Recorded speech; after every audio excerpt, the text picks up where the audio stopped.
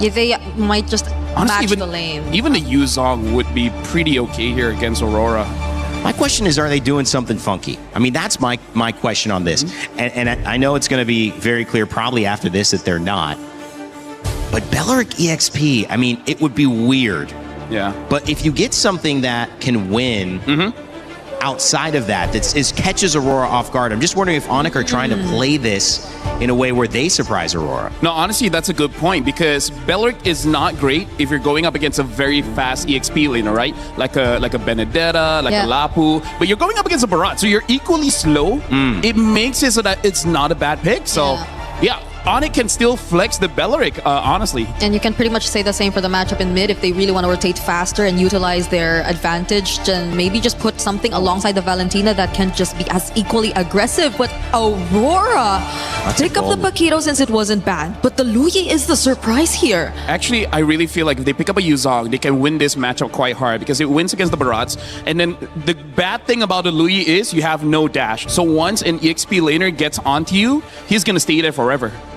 Final pick here. ONIC, to me, could make a statement. Come out here, try to catch Aurora off guard. And they don't. They go Esma. That's a very safe pick. It kind of nullifies that lane. Yep. And it can still jump on the Luyi. And one of the heroes that can use a Purify, which I feel like this is one of those games that it's okay for you to have a Purify. Yeah, at the very least, they have a Harley. I think I will be okay with that. So they have ways to at least penetrate the back lines and go in for pickoffs because apart from that, the Belleric and the Esmeralda, they, as you mentioned, seem very safe. So let's see how ONIC play this out against this hyper-aggressive lineup that Aurora drafted. ONIC knows they're trying to survive. They're not trying to lose early because if they go late game, they can get these fans at the Lenovo Legion Gauntlet even hyper than they are to kick off this first game. It's time to begin our second and last series of the day. It's ONIC versus Aurora Gaming. And to call the action, we've got Naisu and Gideon. Fellas? Thank you so much, Rain Day. Welcome, everybody. The series that everybody has been anticipating for. It's Aurora facing off against ONIC in a best of 5. Everybody's had their opinions of ONIC, but everybody has seen Aurora as a legitimate threat to the throne. But who is going to come up on top here? Man, you know, today and the past couple days have been a whole lot of sweep action that we've seen, and hopefully this one goes the distance here because, you know, moving forward, semifinals next, you want to go ahead and see them bring it the distance, and the drafts will have the distance for Aurora. I mean, the Luyi pick has only been brought up, what, one time?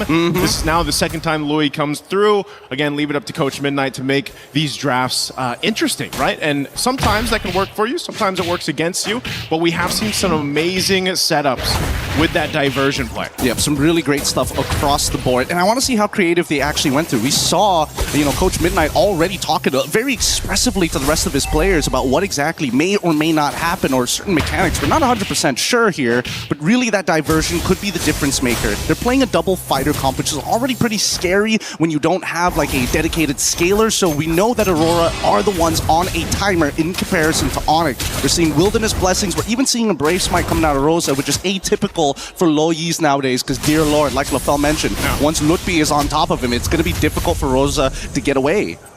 I would say if you look at this for Aurora Gaming, one of the great things about the composition that can go against that setup from Lutfi or anything else is they have a ton of options to just set things up, you know, between pick-off potential here. Looks like Tienzi's going to do a little bit of damage to Keyboy, but just keeps him at bay. And whether that's the kick, you know, from Pagu with that Way of the Dragon, or, you know, Lunar jumping in. I mean, how many times now have we seen the Barretts be placed into that XP lane? The amount of ground coverage Barretts has, especially with a flicker in Daytona's welcome combo, is kind of insane. It is. It's really good, but at the same time, right, there's still also the Valentina coming in from Sans. Now this fight could be a make it or break it here, as we can see that they don't have first position, but here comes the TP. Well, Pagu just trying to buy some time for that diversion. This Aurora comes through. There's the Daytona's welcome. There's going to crash on the wall. Sans is gone, but Kai Ri will be able to secure the objective. And now Lunar Gonna try to fight it off here, but gets taken down. So ONIC winning the trade. Really nice trade so far. It's a little sad for Lunar, but somebody has to take the damage, right? Really nicely played by ONIC side. This gives Kelra just a little bit of time to actually breathe for the moment. Let's let this replay one more time, right? Because Aurora understood one thing. We are going to fight for this neutral objective. Unfortunately, we don't have Pagu to actually open up the map any further. But at this point, trading out against them just isn't worth the time. We already got that one kill onto Sans. At this point, we just need to make sure that we're minimizing the losses. Because unfortunately for Lunar, despite Lutbi eventually going to outscale him, he manipulates the waves really, really well. Yeah, so probably with this kind of setup, you know, Aurora, if they can't find plays like that with a diversion or the pickoffs that they're looking for, then what do they wait for? You know, TNZ to get stacks like we've seen before on this, like possibly the Sky Piercer for the Hirara. Sigiboom has probably been one of the better performing Paquito gold laners that we've seen so far throughout MSC. Again, I can't forget how he played it against DLPH, and you know, that's one thing that can be said too, that they can utilize here throughout this game. Yeah, and I think that that's going to be the main win condition, right? Especially since they're on a timer. They still have like about 6... Oh, hold on. Whoa, that's a timer right there too. Kyrie's gonna be able to get away. Taking out Pagu, man. It's just, again, all you have to do is play around that deadly magic once it's up. Yep, and most importantly, wait, hold on.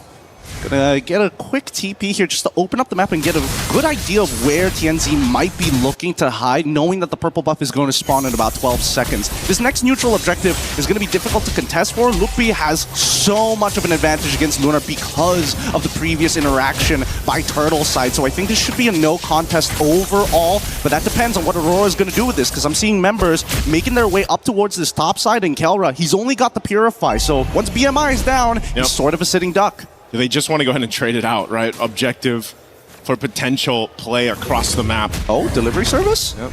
Diversion's going to be used right to that mid lane. Pagu this time, the difference here is he's actually got the kick available.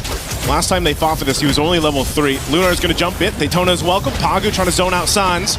Already using that Keyboy now. Half health gets kicked right to the team. Will deliver Keyboy up.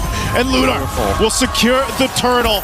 So Aurora fighting back, and now they're going to be crashing it down in the mid lane.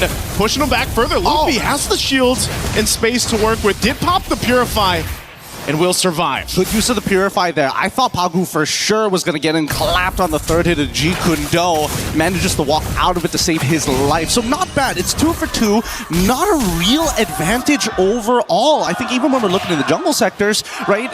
Even Kyrie being able to steal away at least one of these turtles puts him slightly ahead of TNZ, while everybody else just doesn't seem to be on the back foot, right? Yeah. Lunar and Lutbi have evened out. Sigaboom actually has a bit of a lead onto Keller because of that double waving, and we're waiting for it to accumulate to maximum, a critical mass, as they call it. Oh no, Kelra, does he know? Diversion used. Kelra. Dive angle. He does still have the Purify. It's not popped yet. Kyrie's going to re-enter here. They go in. Wrath of Dry to follow up. Pagu already goes for the kick. They burn the flicker from Sans, but Sigiboom comes in with a 1-2. Able to pick up one, and they'll eat another. Taking out Keyboy. Aurora finds 2. They're eating good today. They're eating very, very good. And Kelra ends up missing the wave this time round. Oh, wait, actually, 1 minion manages to slip through, but Aurora, they're not done yet. They're looking for mid-tier 1. Yep, and Kyrie had to back off of this. So then Luffy just left to his own devices. Will get taken out, dissected from the team. Man, you can tell the difference between a good Barretts and a bad Barretts, how they flickered their Detona's welcome, but the usage of the Rocket Jets to predict, hey, if you purify, if you flicker, this is the angle you're going to be in, and I can knock you right back into the fight, making these chases so much harder to leave. to leave. That's right. Yep. That's my king. Coach Midnight, again, has been a key part of what Aurora Gaming has been able to accomplish so far through this time. Again, this draft, something a little bit different than what we've seen, but it's just this execution from Aurora Gaming that has been so well. Again, there wasn't a huge lead that they had until now. It's not that it's massive already, but it's 2.6K that switched on very quickly off of 1 or 2 fights. And so now ONIC playing on the back foot, they've got to be able to readjust this. This third turtle's coming up here. We'll see if they actually want to go ahead and approach this or just wait. Already half health on this turtle. Again, Daytona's welcome. Pagu looking for that follow-up. Rapid Triumph! There's so much damage in that central point. Siggy Boom won't be able to follow through the flicker, but there it is. TNZ will. A stack secured. And now he's going to be able to get away here so easily as they look for another. Oh my God. Oh no, Kyrie gets kicked. I know you're a wizard, Harley, but you can't get away. Oh my goodness, Aurora playing out of their minds. The red herrings, they make it look so easy right now, but they're just not missing a single beat. They're not too tunnel vision. They're still open-minded to the way that these fights need to actually progress. Let's look at the replay one more time, right? Because again, this was an incredible catch here, spitting him right into Keyboy's face, making sure, despite the fact that Sans tried to flicker on out of there, dashed twice to make it all happen. The chase, the rundown from Aurora squad, it's difficult to beat. Once that major impact is landed and Keyboy doesn't have that Wrath of the Dryads, it's so much harder for ONIC to peel them away. The unfortunate thing is once the Wrath of the Dryad is dropped down, that's also just a clear signal for Rosa to be like, okay, you want to fight here? I'm just going to go ahead and get these yin-yang interactions procced off, you know, and pump out enough damage. Everyone's centered around that Wrath of the Dryad setup anyway from Keyboy that the Luigi pick is actually a great counter into that. And that's the thing. It's about finding the anchors here. So far, Aurora, Rosa has been generally untouched this entire game. And, you know, given the caliber of player, Rosa just doesn't seem to ever be out of position. And that's where Pagu comes in saying, I'm willing to die for the Thorn Queen every single time, if necessary, just to make sure that Rosa doesn't fall behind. On the opposite side, right, ONIC doesn't necessarily have a dedicated anchor. When you are pulling backwards, who do you fall back to if not Sans? Yeah, that's why one of the things, again, if you look at what ONIC can do here as they fall further behind, man, 7,000 gold deficit for ONIC. You've got to play into the Claude, right? You've got to go ahead and let Kelra get to that point, but then even so, if you already have the Trinity, you walk into those team fights, it's going to be the same case where you're just overloaded with that damage, that front damage that Aurora has to play around with, and this Lord is going to go freely over to Aurora Gaming. Well, that's a really good point here. In just a little bit, Zipper, could you pull up the items? I mean, we need to know how far Kelra is from that Trinity as of right now. I think he should already be done with Golden Staff based on the total amount of gold the team has, but I'm not 100% sure. In the meantime, though, Sigaboom, this is probably the strongest he is going to be throughout the game. He legitimately can 1v1 Kyrie, Sans, and Kelra if they just walk into a bush, and I think that's the big fear for Aurora. Opening up the map, especially with Keyboy, he's died 3 times opening up the map and fighting for that space. It's just really hard to get back up for him. We'll see how they play this out. Lord slowly walking up here to this mid lane. They still have the Holy Defense shields to play around with, but ONIC, again, with this kind of lineup, can they still defend this? 10 minutes into the base, the Lord charges in that mid turret. They're gonna have to deal with this wave pushing in as the bottom also turret. Shield pops. Mid turret down. Aurora stays disciplined for now. They'll let them clear out the Lord here and see if they can get more. I like it. I like it a lot. ONIC says, you know what? Mid inhibitor, whatever. We can deal with it no matter what. As long as it's not the long lane and we have to play this awkward Lord fight every single time, especially dancing around that pit, it's just not worth the effort. And ONIC recognized that, right? It's the setup for the later half of the game to make sure that Kelra is in a good position, because so far, there's probably their only win conditions besides, you know, maybe punishing Pagu, maybe punishing Sigaboom. And even then, you kind of need Kyrie +1 to make that happen. Let's look at the items, because finally, we see 2 already completed for Kelra. Kyrie actually opting to go for a more bruiser build this time around. He does not want to die randomly to either Sigaboom or even to someone like Rosa. Yeah, he's kind of has to, you know? We've seen it, how it happened in the first fights. I mean, that first hurdle, it was just him being patient. He went in with a retribution, but every single team fight after that, you just see how quickly he has to go back in time to survive, you know? And that brute force is going to help him a little bit. Few stacks here for TNZ. This is what we were mentioning earlier on. You know, you're going to pick up that Harara, you're going to be able to get those stacks. You're a threat in itself. And honestly, if ONIC puts too much to try to deal with TNZ, that's where, you know, again, they're not paying attention to the rest of the side, the side attack here from Siggy Boom or even the diversion from Rosa. There's almost too many things that ONIC has to be wary of in these team fights just because of the nature of composition that Aurora has. Oh yeah, and I think that's going to be hard for especially Lutfi. As much as he wants to be in the faces, he needs to act as Peel. He needs to cut Lunar off from certain angles and force him to flicker. But as you can see, right, it's moments like this where Lutfi, he can't just stay in front of their face forever. He has to pull in and out consistently to maintain his health. Okay. Again, at least some defensive items here being picked up now by ONIC, even an immortality for Keyboy. just to get him there a little bit longer. Kyrie will pick up Genius Wand. Sans has been holding on to the Lua Yi ult, right? That diversion. Maybe there's some trickery that they can go with to set them out for this fight for the Lord, or potentially take it. I think the winning play is if Sans steals the Detna's welcome and he is able to combo with the Falling Star Moon to guarantee somebody gets locked against the wall during a neutral objective. That's my best guess. Because so far, I feel like Aurora are hyper aware of specifically Keyboy. They're like, Kelra, okay, sure, we got flickers, we can get out of it. He only has Purify, so after the BMI, there's no follow-up after that. The next problem will be whether or not we're too low and Kyrie is able to kind of clean this up. Yeah. Considering his build, we're not going to get one shot. It's over a duration of time. So really just boils down to how Lutpi, Sans, or even Keyboy finds an out-of-the-box play. The out-of-the-box play is going to have to happen in the defense, man. Again, with the backs against the wall.